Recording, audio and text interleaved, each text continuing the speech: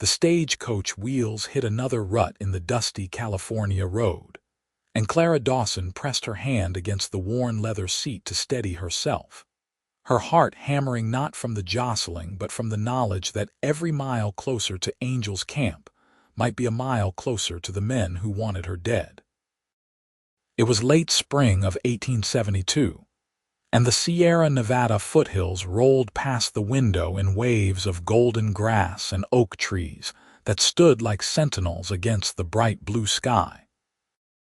Clara had been running for 3 months now, ever since she witnessed something in a San Francisco warehouse that made powerful men very nervous.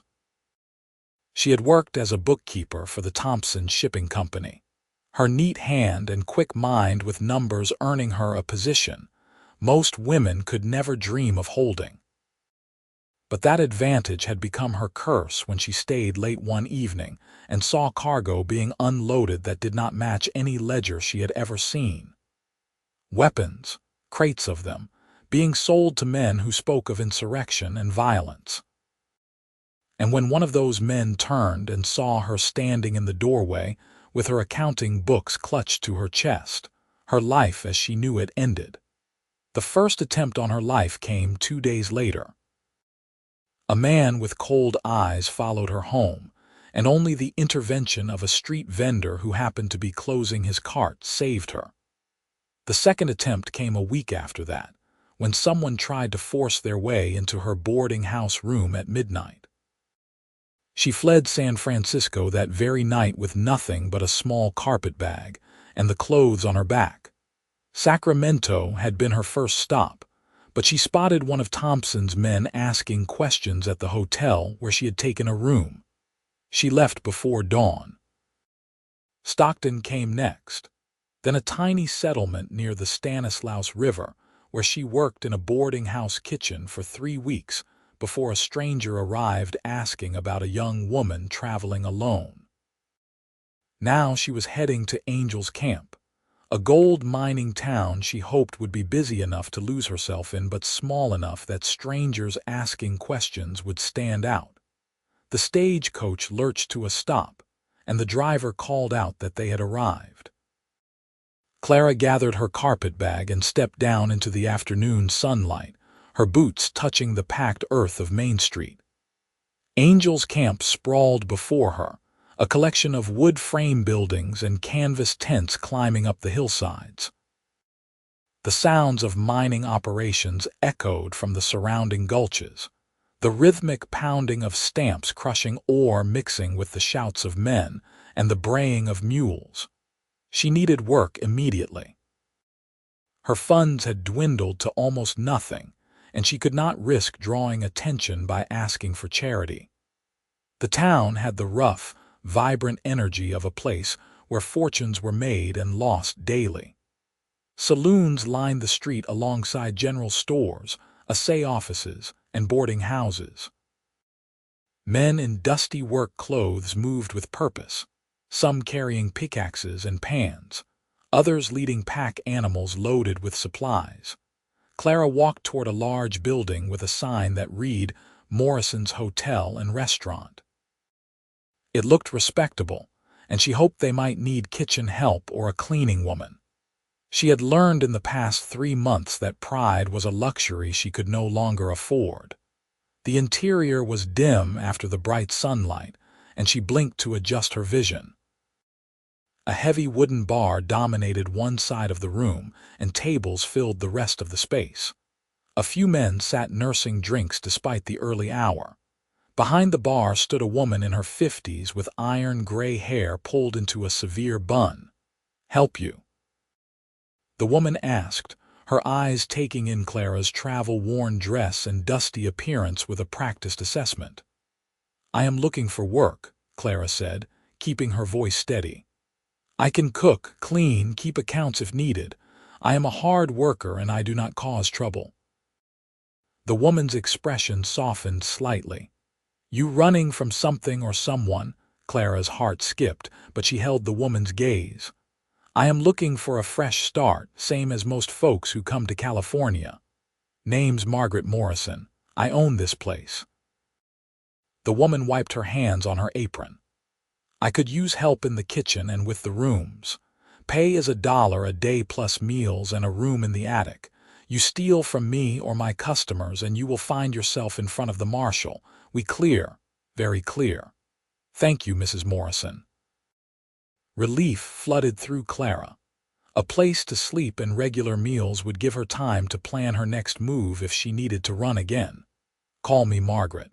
Go on up those stairs and take the last door on the left. Get yourself cleaned up and come back down. Supper rush starts in 2 hours." Clara climbed the narrow stairs with her carpet bag, her legs aching from travel. The attic room was small but clean, with a narrow bed, a washstand, and a small window that looked out over the rooftops toward the hills. She poured water from the pitcher into the basin and washed her face and hands, then changed into her other dress, a simple gray cotton that had seen better days but was at least clean. She studied her reflection in the small mirror above the washstand. At 22, she looked older than she had 3 months ago. The constant fear had carved shadows under her dark blue eyes, and her brown hair, which she wore in a simple braid, had lost some of its shine. She was not a beautiful woman, she knew, but she had always taken pride in her neat appearance and capable hands. Now she just looked tired, but she was alive, and she intended to stay that way. The kitchen was a hot, busy space dominated by a large iron stove and a work table scarred from years of use. Margaret put her to work immediately, peeling potatoes and carrots for the evening stew. As Clara worked, Margaret explained the routine. They served breakfast at 6, dinner at noon, and supper from 5 until 8. The hotel had 12 rooms upstairs, usually full of miners and businessmen passing through town. "We get a decent crowd," Margaret said as she checked the bread in the oven. "Mostly miners who struck it decent enough to afford a hot meal. Some of the local ranchers come in too when they are in town for supplies. You keep your head down and do your work and you will be fine. But this is mining country, and men get rowdy. You stay out of the main room after dark unless I am with you." Clara nodded, grateful for the straightforward advice. As the afternoon wore into evening, the hotel began to fill. The noise from the main room grew louder, and the smell of tobacco smoke drifted into the kitchen. Clara worked steadily, filling bowls with stew and plates with bread, handing them to Margaret, who carried them out to the customers. She was scraping out the stew pot when she heard Margaret's voice rise sharply in the main room. "I said no fighting in here, boys. Take it outside if you cannot be civil." Clara set down the pot and moved to the doorway, ready to help if needed. A group of men had crowded around 2 others who stood facing each other with the tense posture of an impending fight. One was a stocky man with a full beard, the other tall and lean with sun-darkened skin and light brown hair that needed cutting. "You calling me a cheat?" the bearded man growled. "I am saying the cards seemed mighty friendly to you tonight," the taller man replied, his voice calm but his stance ready. "And I am suggesting you might want to return what you won before this gets unpleasant." The bearded man's hand moved toward his belt, and Clara saw the glint of a knife handle. Her breath caught. But before the man could draw the weapon, the tall man moved with startling speed, catching the other man's wrist and twisting it behind his back. "I said it would be unpleasant," the tall man said mildly, as if he were commenting on the weather. "Now, you going to give back what you cheated these men out of, or do I need to involve Marshal Crawford?" The bearded man cursed, but pulled a wad of bills from his pocket and threw them on the nearest table. The tall man released him, and the cheater shoved his way through the crowd and out the door, still cursing. The tall man picked up the money and began distributing it to the other players at the table. "Count it and make sure it is right," he said. "Harry likes to palm cards, but he is not above palming cash too." Margaret crossed her arms and looked at the tall man with a mixture of exasperation and approval. "One of these days, Harrison Blackwood, someone is going to pull a gun faster than you can stop them, and then where will we be? I expect you would mourn appropriately and serve whiskey at my wake," the man said with a slight smile. He turned, and his eyes caught Clara's where she stood in the kitchen doorway. The smile faded, replaced by an expression of curiosity. Clara quickly stepped back into the kitchen, her face heating. She had no business staring at customers, especially ones who seemed to have a talent for trouble. She returned to her scraping, trying to ignore the way her heart had jumped when those hazel eyes met hers. Margaret came back into the kitchen a few minutes later. "That man is going to be the death of me," she muttered. "But he keeps the peace around here better than the marshal half the time. Harrison Blackwood runs a horse ranch up in the hills north of town. Supplies some of the best stock in the county. He comes in once or twice a week, usually manages to start or stop some kind of trouble." Clara filed the information away without comment. She had no intention of getting involved with anyone in Angel's camp. This was just a temporary stop, a place to catch her breath before moving on. But as the evening wore on, and she helped Margaret clean up the kitchen, she found her thoughts drifting back to the tall man with the quick hands and calm voice. There had been something in his eyes when he looked at her, a sharp intelligence that made her nervous. She had spent 3 months trying not to be noticed, and she had the uncomfortable feeling that Harrison Blackwood had noticed her very much indeed. She climbed to her attic room when the work was done, exhausted but unable to sleep. Through the small window, she could see the lights of Angel's camp twinkling in the darkness, and beyond them, the black silhouettes of the hills. Somewhere out there, men were looking for her. She knew Thompson Shipping Company had reach and money. They had already tracked her across half of California. It was only a matter of time before they found her here. She needed to be ready to run again. But as she finally drifted into uneasy sleep, she found herself remembering hazel eyes and a slight smile, and wondering why that memory made her chest ache with something that felt dangerously like longing. The next morning began before dawn. Clara woke to Margaret knocking on her door, calling that breakfast would not cook itself. She dressed quickly and hurried downstairs, her body protesting the early hour and the hard work of the previous day. But the routine was good for her. It kept her hands busy and her mind occupied. The breakfast rush was chaotic. Miners heading out to their claims needed hot food fast, and Margaret ran the kitchen with military precision. Clara scrambled eggs, fried bacon, and sliced bread until her arms ached. The coins that clinked into the cash box were a steady rhythm, proof that the restaurant was doing good business. She was carrying a tray of dirty dishes back to the kitchen when the door opened, and Harrison Blackwood walked in. Morning sunlight streamed through behind him, catching the dust motes in the air and making his light brown hair shine almost gold. He removed his hat and hung it on one of the hooks by the door, then took a seat at a table near the window. Clara's steps faltered, but she continued into the kitchen, her heart beating faster. "Stop it," she told herself firmly. "He is just another customer." "Take Harrison his breakfast," Margaret said, ladling eggs onto a plate. "He always has the same thing. Eggs, bacon, potatoes, and coffee. Black, no sugar." Clara accepted the plate with hands that were steadier than she felt. She carried it out to his table, keeping her eyes lowered. "Your breakfast, sir." "Much obliged." His voice was low and pleasant. "You are new here?" "Yes, sir, I arrived yesterday." She set the plate down and turned to go. "What is your name?" Clara hesitated. She had considered using a false name, but she had learned that lies were hard to keep straight, and the simplest deceptions were the best. "Clara Dawson. Harrison Blackwood."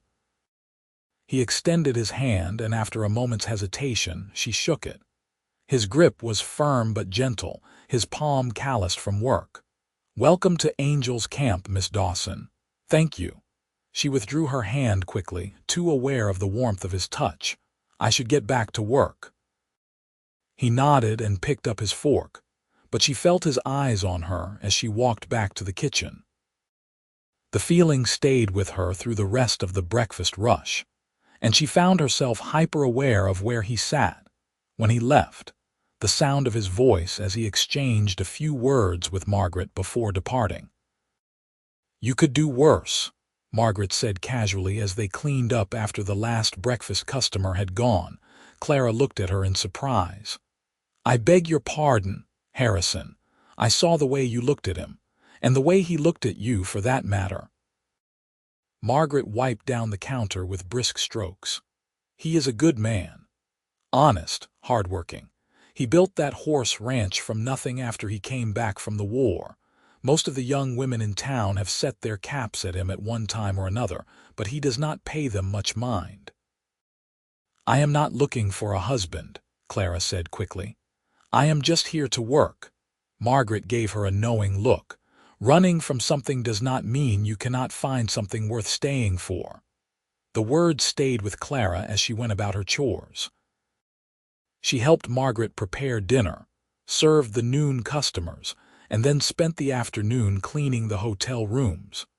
The work was hard but honest, and she took satisfaction in the neat corners and fresh linens.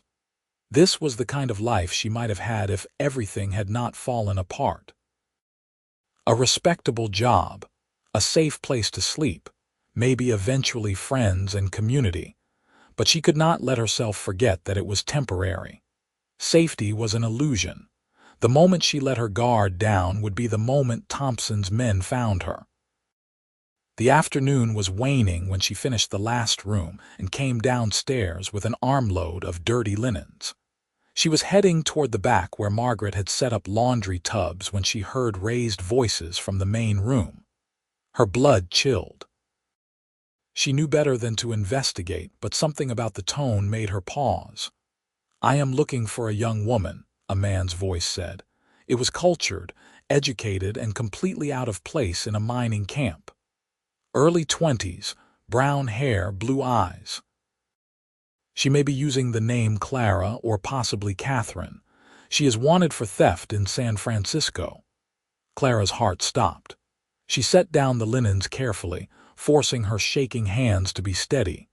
Through the doorway, she could see a man in an expensive suit standing at the bar, talking to Margaret. He was tall and thin with dark hair slicked back with pomade, and he held himself with the arrogance of someone accustomed to getting what he wanted. "We get lots of folks passing through," Margaret said neutrally. "Cannot say I have seen anyone matching that description." The man pulled out a wallet and extracted several bills, laying them on the bar. There would be a substantial reward for information leading to her apprehension. She stole a considerable sum from her employer. He is most eager to see justice done. Liar, Clara thought viciously.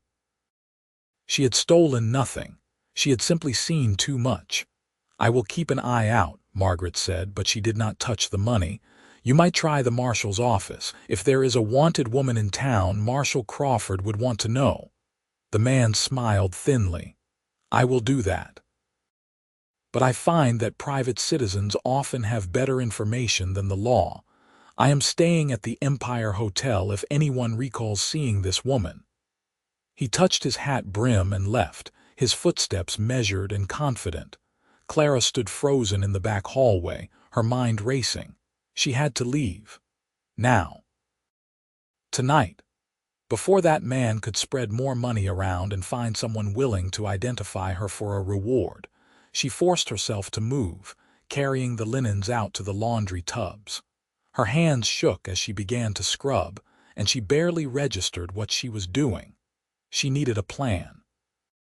She had a little money saved.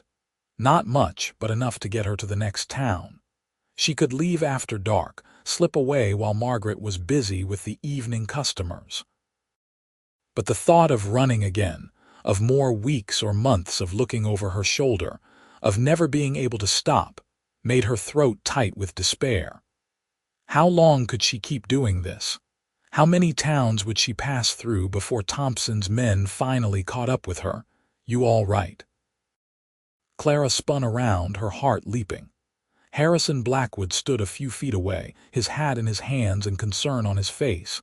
She had not heard him approach. "I am fine," she said, but her voice shook. He stepped closer, his eyes searching her face. "No, you are not. You are scared half to death." "Does this have something to do with that man who was just here asking questions?" Clara's mouth went dry. "I do not know what you mean." "I was coming in as he was leaving," Harrison said quietly. "I heard what he said about looking for a young woman, and I saw your face just now." He paused, his expression gentling. "You are the one he is looking for, are you not?" Clara considered lying, but the kindness in his eyes undid her. She was so tired of running, so tired of being afraid. "Please," she whispered. "I did not steal anything, I swear it, but if he finds me, I am dead." Harrison was silent for a long moment. Then he said, "Come with me." "What?" "My ranch.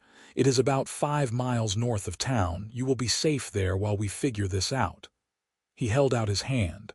"I promise you, Clara, I will not let anyone hurt you." She stared at him.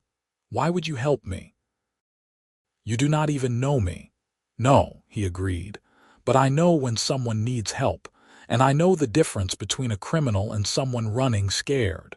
His hand remained steady, waiting. "Trust has to start somewhere." Clara looked at his hand, at his face, at the quiet strength in his eyes. Every instinct told her that trusting anyone was dangerous. But every instinct also told her that Harrison Blackwood was a good man. Maybe the first truly good man she had met since this nightmare began. She put her hand in his. Harrison moved quickly once she agreed. He told her to gather her things while he spoke to Margaret. Clara raced up to her attic room, throwing her few belongings into her carpet bag.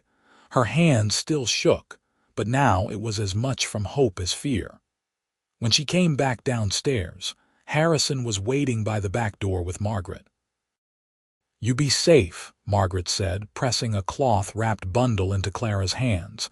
"There is food for the road and a little money. You do not owe me anything." "Thank you," Clara managed, her throat tight, "for everything." "Harrison will keep you safe," Margaret said with certainty. "And if that fellow comes back asking more questions, I will send him on a wild goose chase in the wrong direction." They slipped out the back way. Harrison's horse, a sturdy bay gelding, was tied behind the building. He helped Clara mount, then swung up behind her, his arm circling her waist to keep her steady. She stiffened at the contact, but his hold was respectful, meant only for safety. They rode out of Angel's Camp as the sun touched the western hills, painting the sky in shades of orange and gold. Harrison guided the horse along less traveled paths, avoiding the main road. Clara tried not to think about how good it felt to lean back against his solid presence, to let someone else shoulder the burden of vigilance, even for a little while. The ride took nearly 2 hours in the fading light. The landscape grew rougher, the hills steeper. Oak trees gave way to pine and the air grew cooler. Just as full darkness fell, they crested a rise and Clara saw the ranch spread out in the valley below. It was modest but well kept. A 2-story house built of logs and milled lumber stood at the center, smoke rising from its stone chimney. A barn and several corrals spread out behind it, and she could see the shapes of horses moving in the dusk. Lamplight glowed in the windows, warm and welcoming. "Home," Harrison said simply, and she heard the pride in his voice. As they rode down the slope, a figure emerged from the barn, lantern in hand. "Boss, that you?" "It is me, Tommy. Got a guest with us. Will you see to the horse?" "Sure thing." The man, young and lean, took the reins as Harrison dismounted, then helped Clara down. He tipped his hat to her. "Madam." "Tommy Morgan works for me," Harrison explained. He is good people. Tommy, this is Clara Dawson. She will be staying with us for a spell. Welcome, Miss Dawson. If Tommy was curious about a woman arriving after dark with no warning, he did not show it. He led the horse toward the barn, whistling softly. Harrison picked up Clara's carpetbag and gestured toward the house. Come on. I expect you are hungry. The interior of the house was warm and clean, furnished simply but comfortably. A large stone fireplace dominated the main room, with a fire crackling on the hearth. A kitchen area occupied one corner, and stairs led up to what Clara assumed were bedrooms. The walls were decorated with horse tack and a few simple paintings of landscapes. It is not much, Harrison said, setting down her bag, but it is safe, and the doors have good locks. It is lovely, Clara said honestly. Compared to the cramped boarding houses and hotels she had been living in, the ranch house felt spacious and secure. Harrison moved to the kitchen area and began pulling out food. Sit down. I will make us something to eat, and then you can tell me the whole story. Clara sank into one of the chairs at the solid oak table, exhaustion catching up with her. She watched as Harrison moved around the kitchen with easy competence, slicing bread and cheese, pulling out cold chicken from the larder, stoking the fire in the cookstove to heat water for coffee. There was something soothing about his calm efficiency. When he set the food on the table and poured them both coffee, he sat across from her and said, "Start from the beginning." So she did. She told him about her job at Thompson's shipping company, about the weapons she had seen being unloaded, about being spotted and the attempts on her life. She told him about running, about the fear that never left her, about the man in Angel's camp who was clearly working for Thompson. Harrison listened without interrupting, his eyes steady on her face. When she finished, he was quiet for a moment, turning his coffee cup in his hands.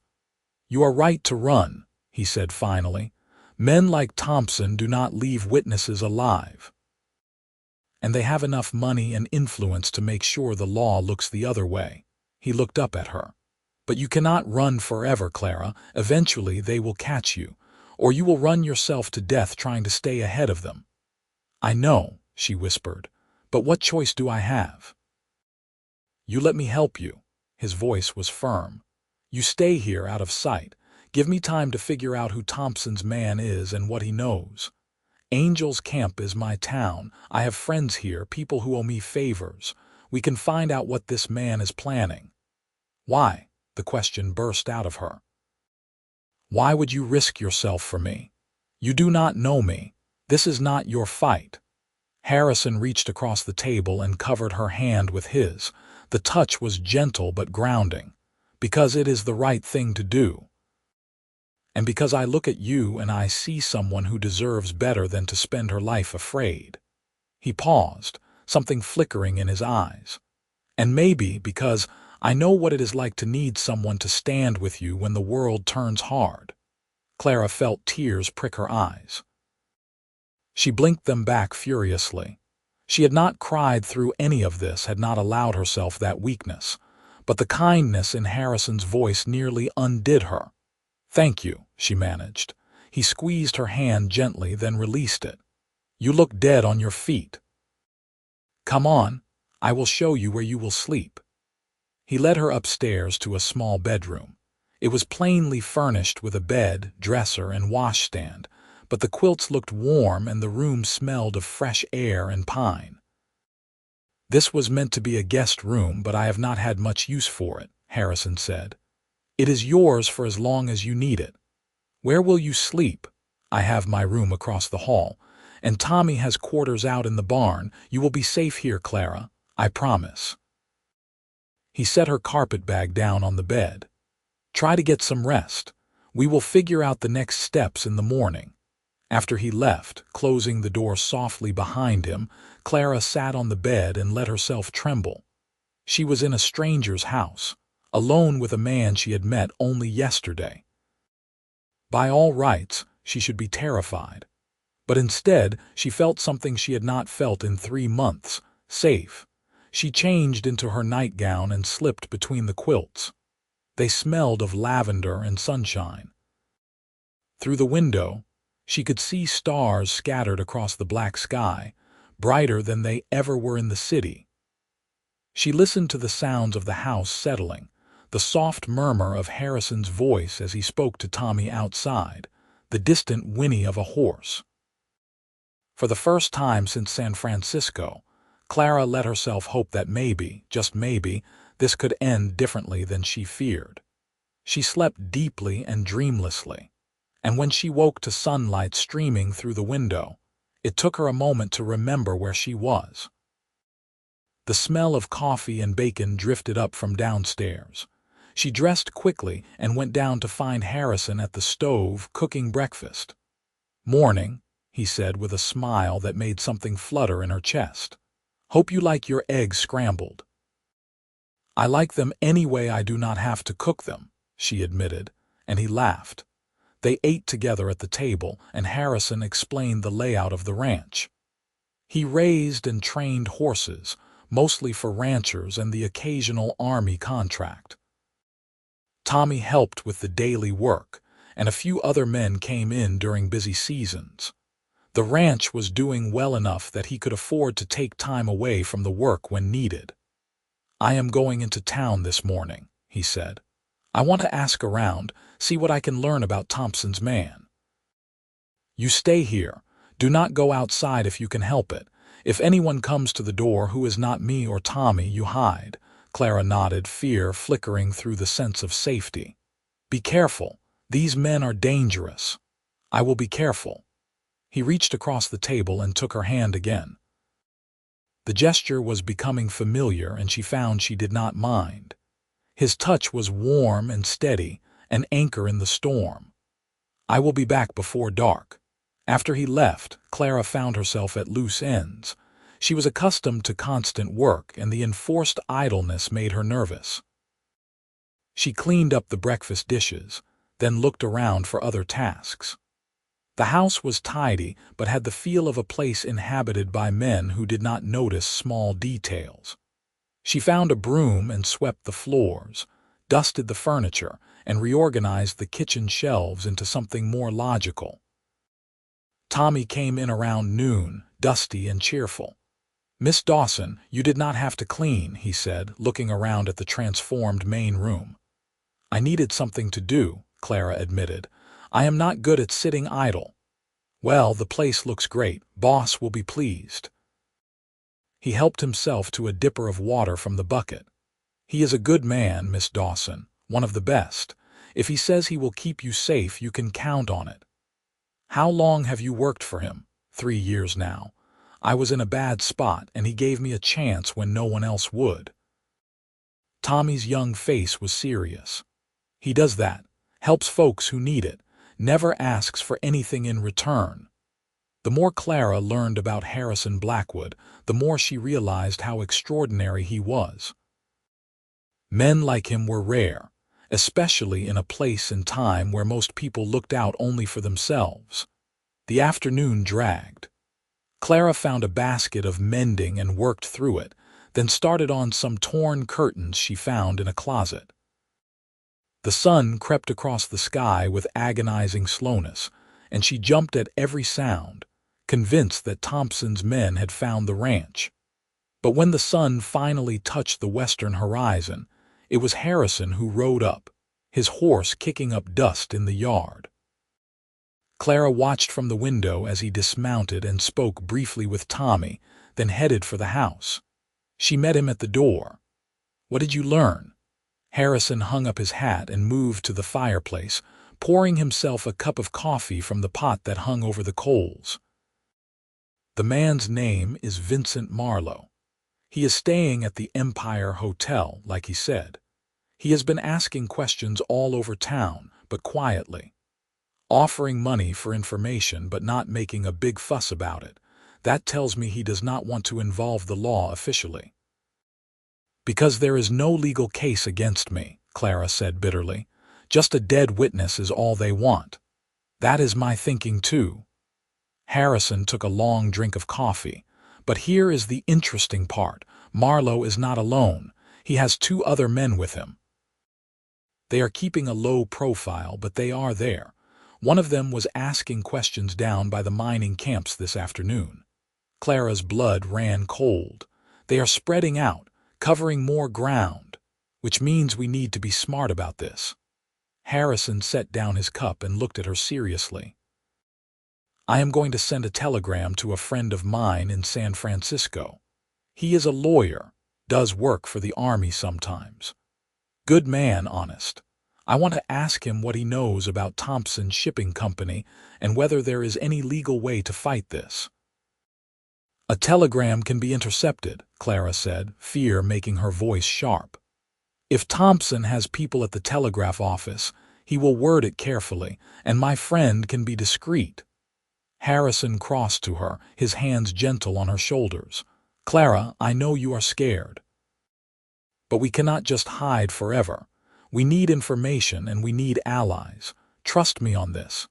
She looked up into his hazel eyes and saw determination and something else, something warm that made her breath catch. I do trust you, she said softly. I do not understand why, but I do. His hands tightened briefly on her shoulders, then he stepped back. Good, that is a start. He glanced around the main room, his eyebrows rising. Did you clean this whole place? Clara felt her cheeks heat. I needed something to do. It looks great. His smile was warm and genuine. You did not have to, but thank you. I'm not much for housekeeping. They made dinner together, working side by side in the kitchen. Harrison was easy to be around, she realized. He did not pry or push, just let conversation flow naturally. He told her about the ranch, about the horses he was training, about his plans to expand into breeding stock. She found herself relaxing, asking questions, even laughing at his story about a particularly stubborn mare who refused to be trained until he figured out she liked having her ears rubbed. After they ate and cleaned up, they sat by the fire. Harrison produced a checkerboard, and they played several games while the darkness deepened outside. Clara could not remember the last time she had felt so content. The warmth of the fire, the comfortable silence punctuated by the click of checker pieces, the sense of safety within these walls, it was almost like being home. Can I ask you something? Harrison said during their third game. Of course. What did you do before you worked for Thompson? Where is your family? Clara moved a checker piece, her eyes on the board. I grew up in Ohio. My father was a teacher. My mother died when I was young. He taught me to read and figure, said a woman needed to be able to support herself. He died 3 years ago, and I came west because there was nothing left for me back east. She looked up at him. I thought California would be a place to start fresh, somewhere I could build a life. It still can be, Harrison said quietly. How? Even if we figure out what to do about Thompson, even if I somehow survive this, I will always be looking over my shoulder. I will never really be free. Harrison was silent for a long moment. Then he said, My father was a violent drunk. Beat my mother until the day she died, then turned his attention to me. I left home when I was 15, lied about my age and joined the army. Spent 5 years fighting in the war, saw things no one should see. He met her eyes. When I came back, I could have let all of that define me. Could have stayed angry and bitter, but I decided that the past only owns you if you let it. It is not that simple, Clara protested. No, it is not, but it is possible. He reached across the board and took her hand. You are stronger than you think, Clara Dawson. And you do not have to face this alone anymore. The warmth of his hand, the conviction in his voice made something crack open in Clara's chest. Before she could think better of it, she said, Why are you being so kind to me? Harrison's thumb brushed across her knuckles, a gentle, absent gesture. Maybe because from the moment I saw you in Margaret's kitchen, I could not stop thinking about you. Maybe because I see something in you that calls to something in me. He paused, his eyes searching hers. Or maybe I am just a fool who falls too fast. Clara's heart hammered. Harrison, you do not have to say anything, he said quickly. I know this is not the time. You have got enough to worry about without me complicating things. I just wanted you to know, so you understand why I am doing this. Clara tightened her fingers around his. I think about you too, she admitted, her voice barely above a whisper. I have been trying not to, but I do. The smile that spread across Harrison's face was like sunrise, slow, warm, transforming. He lifted her hand to his lips and pressed a gentle kiss to her knuckles. Then we will figure this out together, he said. And when it is over, we will see where this takes us. That night, Clara lay in bed and let herself imagine a future. A real future, not the desperate day-to-day survival she had been living. A future with a home and safety and maybe, just maybe, love. It felt dangerous to hope, but Harrison made her believe it was possible. The next few days fell into a pattern. Harrison went into town each day, gathering information and sending his carefully worded telegram. Clara stayed at the ranch, helping with the housework and, increasingly, with the horses. Tommy taught her how to feed and groom them, and she discovered she had a knack for the gentle, patient work. The horses responded to her calm presence, and she found peace in their company. Each evening, Harrison returned and they shared dinner, then spent the evening talking by the fire. They played checkers and cards, shared stories from their pasts, and slowly built something between them that felt solid and real. He never pushed for more than she was ready to give, but the attraction grew stronger each day. She caught herself watching him as he worked, admiring the strength in his arms, the competence of his hands, the way his eyes crinkled when he smiled. And she saw the way he looked at her, too.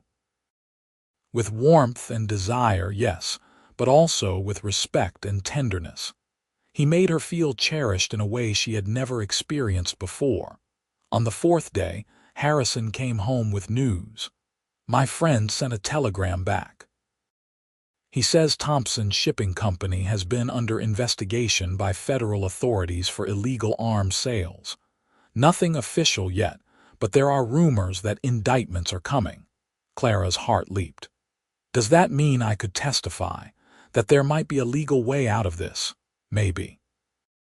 But it also means Thompson is going to be even more desperate to keep you quiet. Harrison's expression was grim. We need to be more careful than ever. That night, Clara woke to the sound of horses. Not the familiar sounds of the ranch stock, but the deliberate quiet of riders trying not to be heard. She sat bolt upright, her heart pounding. Through her window, she could see shadows moving in the yard. She scrambled out of bed and ran to Harrison's room, not bothering to knock. Harrison, someone is outside. He was awake instantly, rolling out of bed already reaching for his gun belt. Get down to the cellar. There is a root cellar off the kitchen, trapdoor under the rug. Hide there and do not come out until I come for you. What about you? I will handle this. His face was hard, all trace of the gentle man she had come to know replaced by someone dangerous. Go. Now. Clara ran downstairs, her bare feet silent on the wooden floor. She found the trapdoor and pulled it open, revealing a ladder leading down into darkness. She climbed down and pulled the door shut above her, her heart hammering so hard she thought it might burst. Above her, she heard the front door crash open. Men's voices, harsh and demanding. Harrison's voice, calm and cold. You are trespassing. I suggest you leave. We are looking for a woman. It was Marlowe's cultured voice, and hearing it here in this place that had become a sanctuary made Clara's skin crawl. We have information that she is here. I do not know what you are talking about. Do not play games, Blackwood. We know she is here. Make this easy on yourself and hand her over. Get off my property. The sound of a scuffle, boots on floorboards, furniture scraping. Clara pressed her fist against her mouth to keep from crying out. Then Harrison's voice again, strained this time. "Tommy, get the marshal." Hoofbeats, rapid and receding. One of the intruders cursed. "Wilson, go after him." More sounds of struggle. Clara could not bear it. Harrison was up there fighting for her, possibly dying for her, and she was hiding like a coward. But she knew that if she revealed herself, his sacrifice would be for nothing. Time stretched endlessly. She heard crashes, shouts, the unmistakable sound of fists hitting flesh. Then a voice she did not recognize. "She is not up here, boss. Check the barn, the outbuildings." She has to be somewhere. Footsteps above her head moving through the kitchen. Clara held her breath. The trapdoor was concealed under the rug, but if they looked carefully. The footsteps moved away. More sounds of searching, growing more distant. Then finally, the sound of multiple horses approaching at a gallop. "Marshal's coming, move out," hoofbeats retreating into the night. Silence. Clara waited, counting her heartbeats. 100, 200, then finally Harrison's voice, rough and strained. "Clara, they are gone. You can come up." She pushed open the trapdoor and climbed out. The main room was a disaster. Furniture overturned, broken glass from the window, and Harrison leaning against the wall with blood running from his nose and a cut above his eye. "Oh God," Clara ran to him. "You are hurt." "I am fine. Just bruises." But he winced when she touched his ribs. Maybe a cracked rib or two, nothing that will not heal. The door burst open and Tommy rushed in, followed by a man wearing a marshal's badge. "Boss, we came as fast as we could." Marshal Crawford was a solid man in his 50s with gray in his beard and sharp blue eyes. He took in the destroyed room and Harrison's battered face. "What happened here?" Harrison explained, his voice steady despite his injuries. The marshal's expression grew grimmer with each word. When Harrison finished, Crawford nodded slowly. "I will put out a notice on Marlowe and his men, but if they work for someone as powerful as you say, they might slip through." He looked at Clara with sympathy. "Miss, you are caught in something bigger than what local law can handle. You need federal protection." "How do we arrange that?" Harrison asked. "I will send a telegram first thing in the morning to the federal marshal in Sacramento. See if we can get someone down here." Crawford resettled his hat. "In the meantime, I will post a deputy on the road to your ranch. Anyone comes this way who does not belong, we will know about it." After the marshal left, Clara insisted on tending Harrison's injuries. She made him sit while she cleaned the cut above his eye and pressed a cold cloth to his swelling ribs. Her hands shook as she worked. "You could have been killed," she whispered, "but I was not." He caught her hand, stilling her frantic movements. "Clara, look at me." She raised her eyes to his. "I meant what I said. I will stand between you and what comes, no matter what." His voice was fierce. "They will not get to you. I swear it." Tears spilled down her cheeks before she could stop them. "I am so sorry. You should never have gotten involved in this. You should have let me keep running." "No." He pulled her close, ignoring the pain in his ribs. "Running would have killed you eventually. This ends here, Clara. One way or another, we end this." She pressed her face against his chest, feeling the steady beat of his heart. "I am so scared." "I know, but you are not alone anymore." His hand stroked her hair, gentle and soothing. "We will get through this, together." They stayed like that for a long time, holding each other while the night deepened around them. And Clara realized that somewhere in the past week, Harrison Blackwood had become more than just her protector. He had become the man she loved. The federal marshal arrived 3 days later, a tall, stern man named Robert Fletcher. He listened to Clara's story, asked detailed questions, and took notes. When she finished, he sat back and studied her with the sharp eyes of a man who had heard many lies and knew how to spot the truth. "Your testimony could be valuable," he said finally. "But Thompson has powerful friends. Taking him down will not be easy, and it will put you in considerable danger." "I am already in danger," Clara said quietly. "At least this way it would mean something." Fletcher nodded. "I will need to take you to Sacramento. You will stay in protective custody while we build the case. It could take months." "No." Harrison's voice cut through the room like a blade. "She is not going anywhere without me." Fletcher raised an eyebrow. "Mr. Blackwood, I appreciate your concern for Miss Dawson, but this is a federal matter." "Then make me part of it.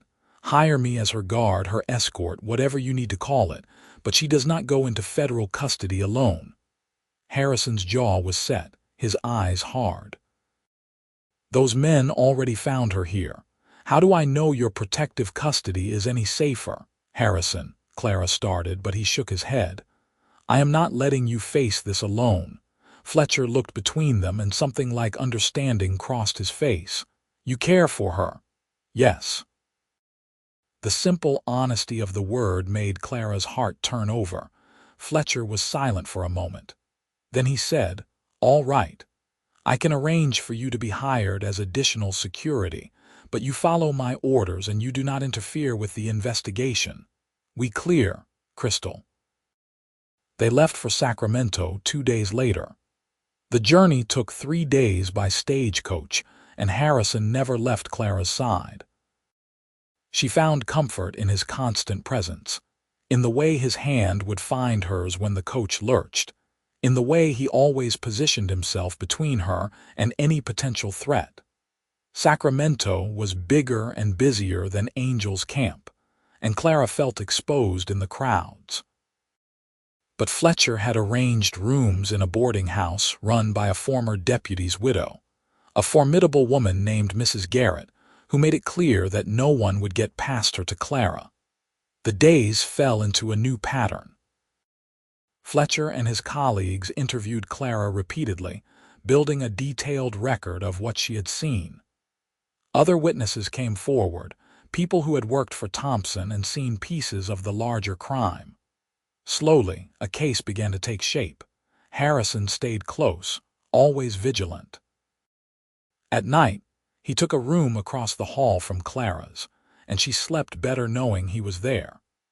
They took their meals together, walked in the boarding house garden in the evenings, and slowly the intensity of the situation forged their connection into something unbreakable. One evening, a month after they arrived in Sacramento, they sat together on a bench in the garden while the summer dusk settled around them. Clara had spent a grueling day being questioned by federal prosecutors, and exhaustion made her lean against Harrison's shoulder. "They think they have enough," she said quietly. "Fletcher told me today that indictments are coming soon, against Thompson and 6 of his associates. That is good news. It means a trial, months of waiting, and then I will have to testify in open court. Thompson will know where I am, what I am doing." Her voice shook. "I am not sure I can do this, Harrison." He turned to her, his hands coming up to frame her face. "Clara, look at me. You are the strongest woman I have ever met. You have survived 3 months of running and hiding. You have faced down armed men in the night. You can do this. Only because you are with me," she whispered. "Then I will stay with you, through the trial, through whatever comes after. As long as you will have me, I will be here." He leaned his forehead against hers. "I love you, Clara. I think I have loved you since that first morning when you brought me breakfast and tried so hard not to look at me." Joy burst through her exhaustion. "I love you too. I tried not to. I tried to keep my distance, but you made it impossible." He kissed her then, gentle and sweet, pouring everything he felt into the touch. Clara wrapped her arms around his neck and kissed him back, letting herself feel all the hope and love and need that she had been holding back. When they finally parted, both breathless, Harrison said, "When this is over, when you are safe and free, will you marry me?" "Yes." She did not hesitate. "Yes, 1,000 times yes." He kissed her again, deeper this time, and Clara let herself believe that they would have a future, that the nightmare would end, and they would have a life together. The indictments came down in late August. Thompson and his associates were arrested and held for trial. The newspapers called it the biggest arms trafficking case in California history. Clara's name was kept out of the papers, but she knew that Thompson would know she was the key witness.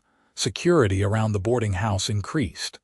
Federal marshals stood watch at all hours. Fletcher warned them that Thompson had resources, and desperate men did desperate things.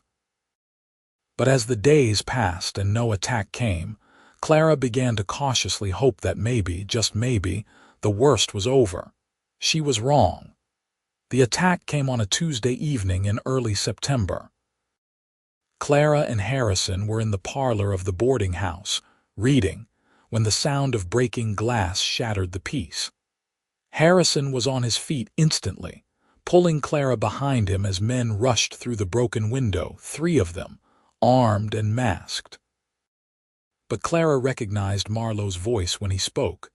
"Give us the woman and no one else gets hurt." "Like hell," Harrison growled.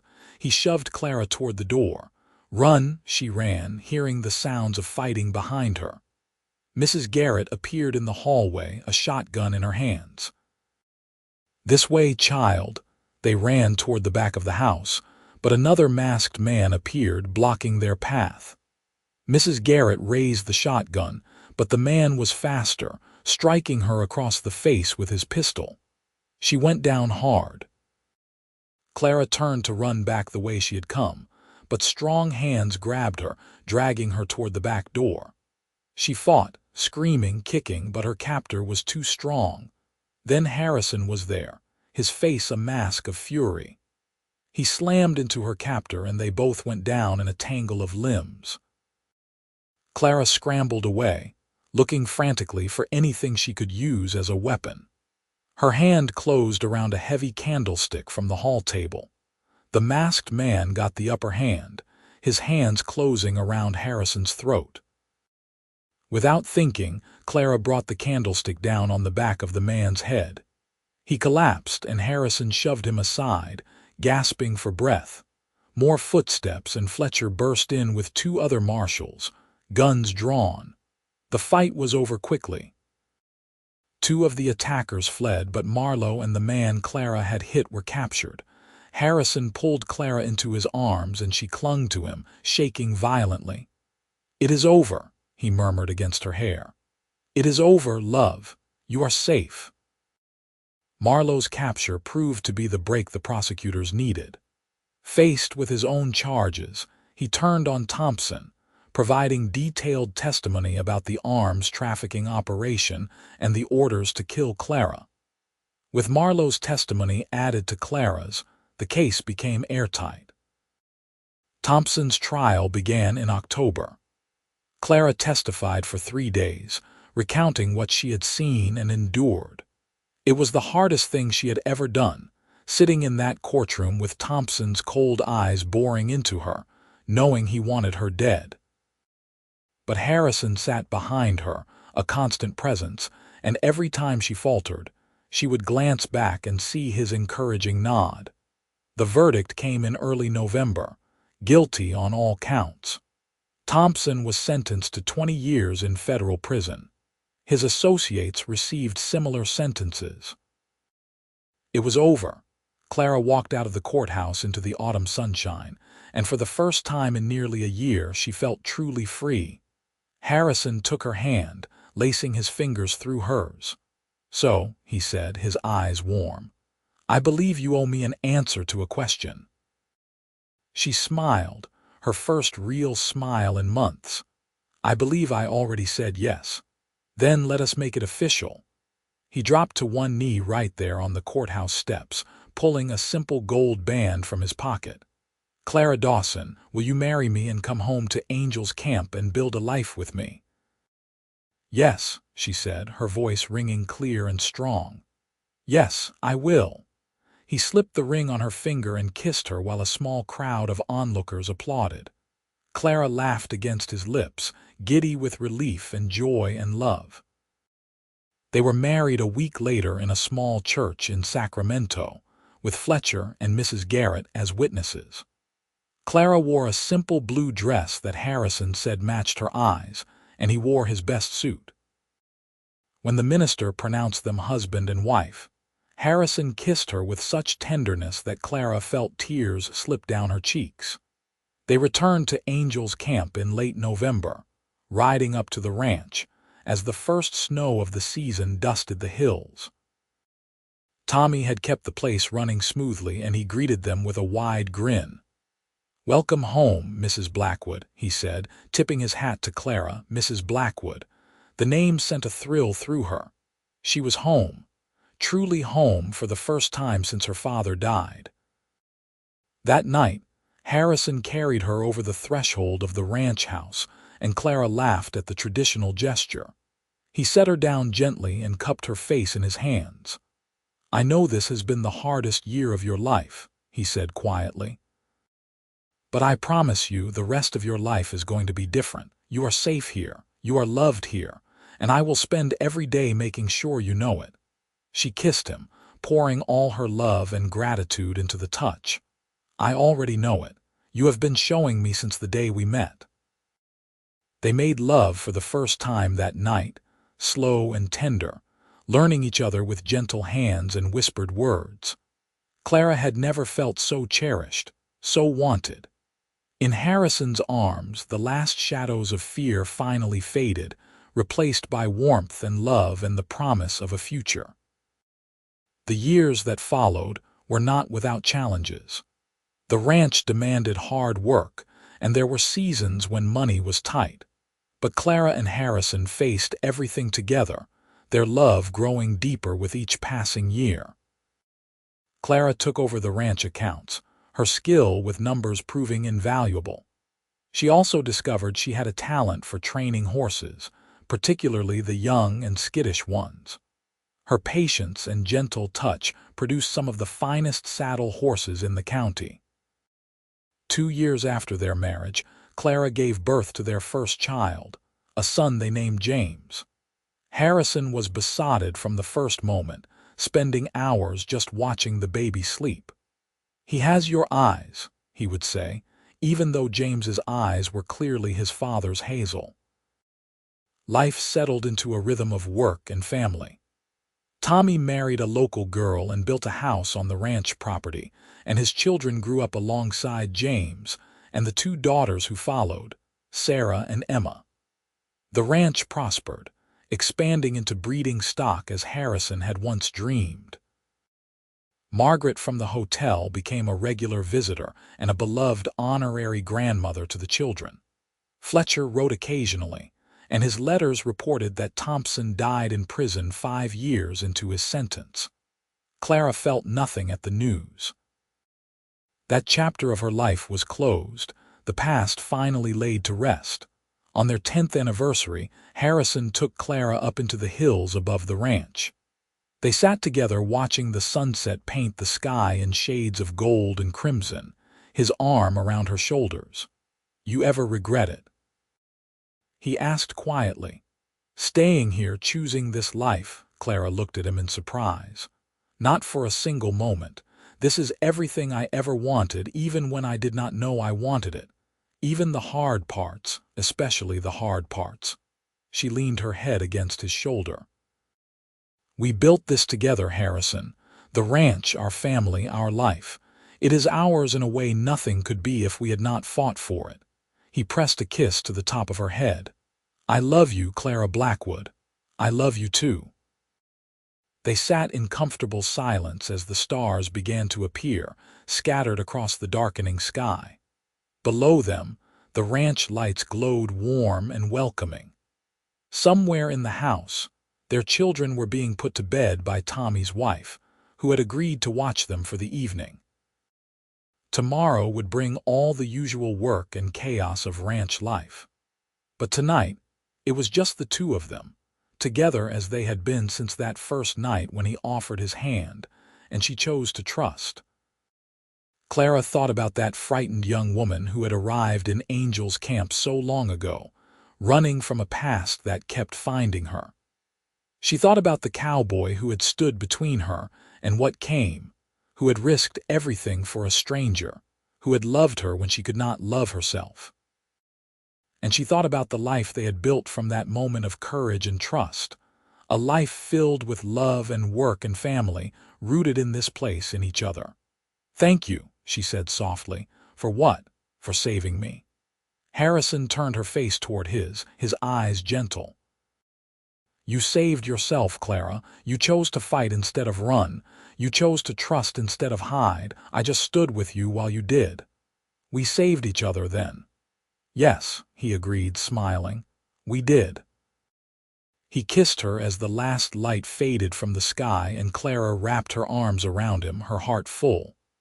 The past was truly gone now, its power broken. All that remained was this moment, this man, this life they had built together, and it was more than enough. It was everything.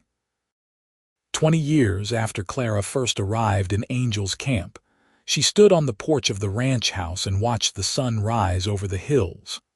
Her hair, still brown but now threaded with silver, was caught up in a loose bun. Her hands, work roughened and strong, rested on the porch railing. Behind her, she heard the sounds of the household waking. James, now a young man of 18, was already out in the barn with his father, tending to a mare about to foal. Sarah and Emma, 15 and 13, clattered down the stairs arguing cheerfully about whose turn it was to feed the chickens. Clara smiled. This was her life now. Not running, not hiding, but building something that would last. She had given her children what she had lost: a home, security, the knowledge that they were loved beyond measure. Harrison appeared in the doorway, his hair more gray than brown now, but his eyes still bright and warm. "Morning, love." "Good morning." She turned into his embrace, fitting against him as naturally as breathing. After 20 years of marriage, his touch still made her heart skip. "James thinks the mare will foal today," Harrison said. "He wants you to come see." Of course. She had been there for the birth of every foal on the ranch for the past 2 decades. She would not miss this one. They walked to the barn together, hand in hand, their steps matching. Inside, James stood by the mare's stall, his young face excited and nervous. He looked so much like his father, tall and strong with the same steady competence. "She is close, Ma," he said. "Real close." Clara moved to the stall, speaking softly to the mare, her practiced eye assessing. "You are right. Before noon, I would say." She turned to her son. "You have been preparing for this. You know what to do." Pride and confidence warred on James's face. This would be the first time he oversaw a birth without direct supervision. "Yes, madam. Then we will leave you to it. Your father and I will be nearby if you need us." As they walked back to the house, Harrison said, "He is ready." "I know." Clara felt the bittersweet tug of watching her children grow up. "They all are. We did well, Harrison. We did." He stopped and pulled her close, right there in the yard. "We did very well indeed." The mare foaled just before lunch, a healthy filly that James delivered without assistance. The pride on his face when he came to tell them was a sight Clara knew she would remember forever. That evening, the whole family gathered for dinner, and the conversation flowed warm and easy around the table. This, Clara thought as she looked around at her husband and children, this was what she had been running toward all those years ago, even when she thought she was just running away. This love, this family, this home. After dinner, when the children had scattered to their evening chores and pursuits, Harrison found Clara in their bedroom. She was brushing out her hair, preparing for bed, when he came up behind her and took the brush from her hand. "Let me." She relaxed as he drew the brush through her hair with long, gentle strokes. In the mirror, she could see both of their faces, marked by time and weather but still deeply familiar to each other. "You remember the first night I brought you here?" Harrison asked softly. "Every detail." "I was terrified and exhausted and trying so hard not to hope. And now I am home." She turned on the stool to face him. Now I am exactly where I am meant to be." He set down the brush and pulled her to her feet into his arms. "I love you, Clara. I have loved you for 20 years, and I will love you for 20 more and then 20 after that. That is a lot of years. Not enough." He kissed her, deep and slow. "There will never be enough years with you." They made love that night with the tenderness of long familiarity and the passion that had never faded. Afterward, Clara lay in Harrison's arms and listened to his breathing deepen into sleep. Through the window, she could see stars scattered across the black sky, the same stars that had looked down on her that first night when she dared to hope. She thought about the girl she had been, frightened and alone, running from men who wanted her dead. She thought about the woman she had become, strong and loved, surrounded by family and home. The journey between those two people had been hard and dangerous, but every step had been worth it, because Harrison had stood between her and what came. He had fought for her when she could not fight for herself. He had loved her when she needed love most. And together, they had built something beautiful from the ashes of her fear. Clara pressed a kiss to his shoulder and closed her eyes. Tomorrow would bring more work, more challenges, the daily rhythm of ranch life. But tonight she would simply rest here, safe in the arms of the man she loved, in the home they had made, in the life they had chosen. The past was gone. The future stretched ahead, bright with promise. And the present, this moment, was perfect. She was finally, completely, joyfully free, and she was home.